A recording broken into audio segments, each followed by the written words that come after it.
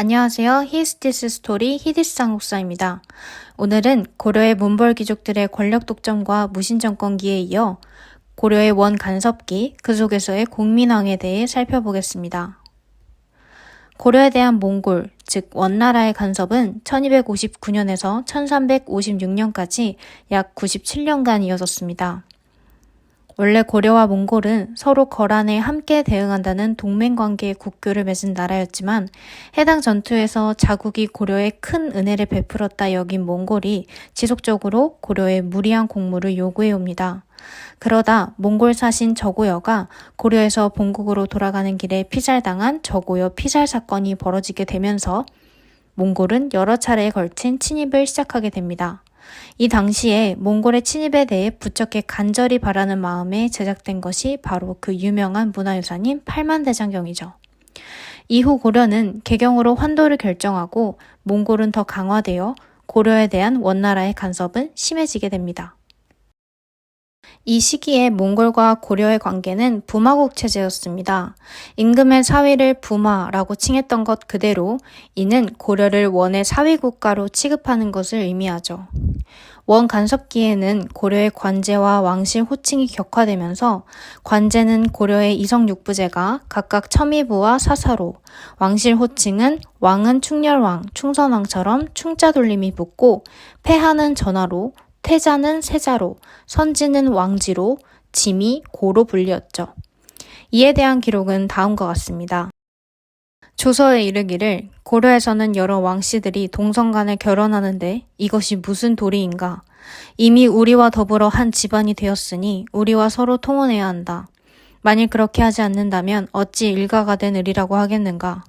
그리고 또 우리 태조 황제가 13개국을 정복할 때 그 나라 왕들이 앞을 다투어 아름다운 여인들과 좋은 말과 희귀한 보배들을 바치었다는 것은 당신도 들은 바가 있을 것이다.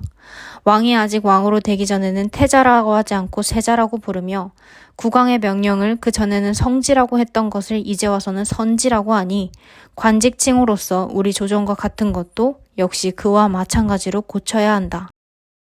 이뿐만 아니라 몽골은 일본의 원정을 위해 충렬왕 시기 고려의 내정 간섭을 담당하는 정동행성이라는 기구를 설치하고 다루가치라는 이름의 고려 내정 간섭을 담당하는 감찰관을 파견합니다.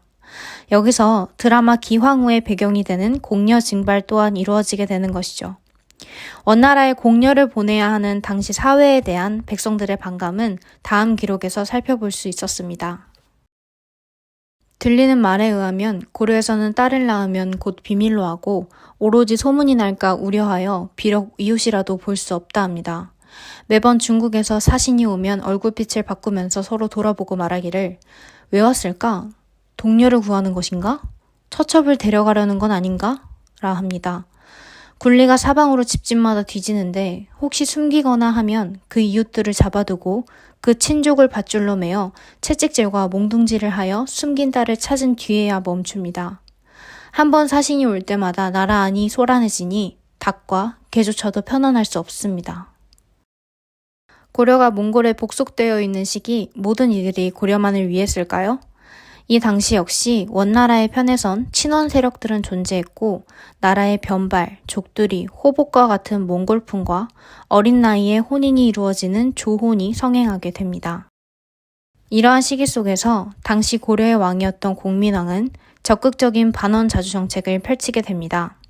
그는 기철파와 같은 권문세족과 친원 세력들을 숙청하고 정동행성 부속 관서 중 가장 강력한 기구인 정동행성 이문소를 폐지하며 왕이라는 연호를 쓰지 않으므로 관제를 복구하려 했죠.